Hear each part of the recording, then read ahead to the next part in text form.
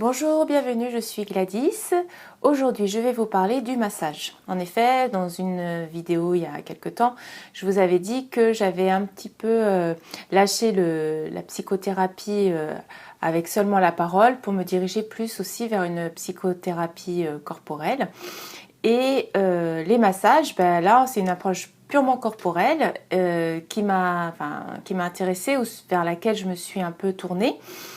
Sachant que c'est quand même une discipline qui me met pas très à l'aise. J'ai une hypersensibilité au toucher, donc du coup pour les massages c'est pas forcément très évident.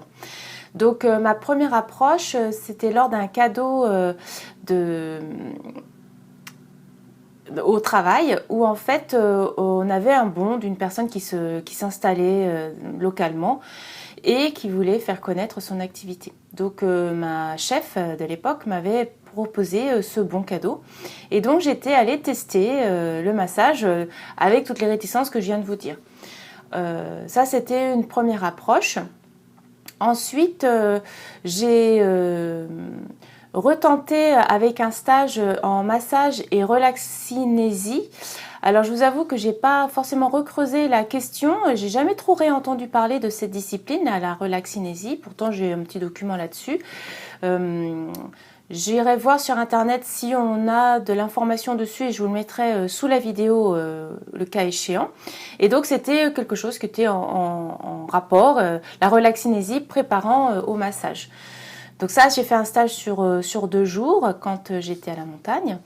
Et puis ensuite, quand j'étais en Bretagne, j'ai démarré un suivi en massage, en réharmonisation énergétique. Et là, pour le coup, ça m'a vraiment beaucoup parlé.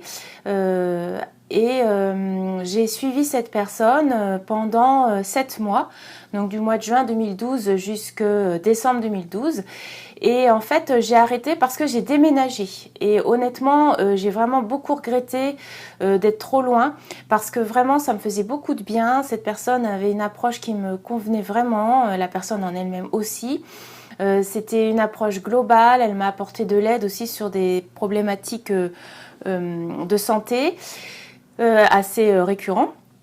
Et ça me faisait vraiment, ça me faisait du bien et c'était vraiment une approche et une façon d'aborder le massage qui m'avait plu, mais que je n'ai pas retrouvé par la suite. Donc ça, avec grand regret. Et puis, depuis que je suis ici, là, depuis 2 ans, j'ai testé cet été des massages bien-être. Voilà, j'ai retenté un petit peu la chose et j'ai une personne qui habite juste à côté là qui en propose. Donc j'ai pris, alors je ne sais plus trop, mais peut-être 3 ou 4 rendez-vous pendant l'été. Je sais plus, ou 2, enfin je sais plus, bref. En tout cas, là mon retour est un peu mitigé avec cette personne-là parce qu'en fait, la première fois ça s'est bien passé, ça m'a vraiment détendu, ça m'a fait du bien. Mais la deuxième fois, en fait, il y a eu de la gêne, du bruit ou quelque chose à côté de chez elle qui m'a gênée.